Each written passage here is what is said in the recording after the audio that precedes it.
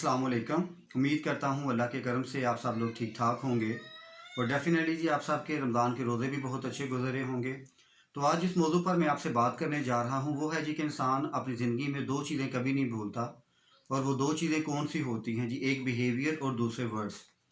आप इसने डेफ़िनेटली इसका अमली मुज़ाहिरा भी देखा होगा, आपके साथ भी लोग अटैच होते हैं, तो ये दोनों चीज़ें आपने कई दफ़ा मॉनिटर भी की होंगी। सम टाइम आपने ऐसे लोग भी देखे होंगे जो आपसे बहुत अच्छे अल्फ़ाज़ बोलते हैं लेकिन उनका बिहेवियर नेगेटिव होता है।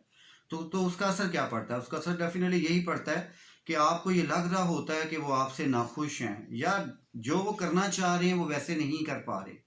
तो कोशिश ये हमें करनी चाहिए अपनी अमली ज़िंदगी के अंदर कि हमारा बिहेवियर और हमारे जो वर्ड्स हैं उनके दरमियान कोरिलेशन हो, उनके दरमियान कोई ताल्लुक हो, यानी जो कुछ आप कह रहे हैं आपके बिहेवियर से नज़र भी आए। ये ना हो कि बिहेवियर कुछ और हो और आप क्या कुछ और रहे हो, तो उससे होगा क्या? उससे ये होगा कि उससे आपके ताल्लुकात में कमी वाक़या होगी। डेफ़िनेटली किसी हद तक कुछ लोग इसे मुनाफ़िक़त भी कहेंगे। बेशक मैं ये भी नहीं कह रहा कि हो सकता है कि आप उन लोगों की इज़्ज़त दिल से कर भी रहे हों, लेकिन अक्सर औक़ात क्योंकि हमारा जो माहौल है या हम जो इंसान होते हैं वो ये देखना चाहते हैं कि जो इंसान जो अपने अल्फाज जो अपने मुंह से अदा कर रहा है और उसके बिहेवियर जो है उन दोनों के दरमियान ताल्लुक क्या होता है। तो कोशिश करें कि आपके इर्द गिर्द जो लोग हैं, जो आपके दोस्त यार हैं, जो आपके पेरेंट्स हैं, आपके रिश्तेदार हैं, आपके टीचर्स हैं, आप सबका रवैया उनके साथ वही होना चाहिए जैसा रवैया आप अपने साथ चाहते हैं।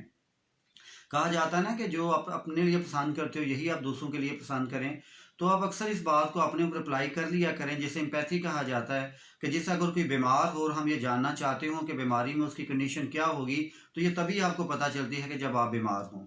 तो आप अपने रवैये से और अपने अल्फाज से हमेशा लोगों को मुस्बत जिसे कहते हैं ना कि वो बातें उन तक पहुँचाएँ, ना कि नेगेटिव चीज़ें हों। और ये चीज़ें जो हैं हमारे मज़हब में भी यही कहा जाता है।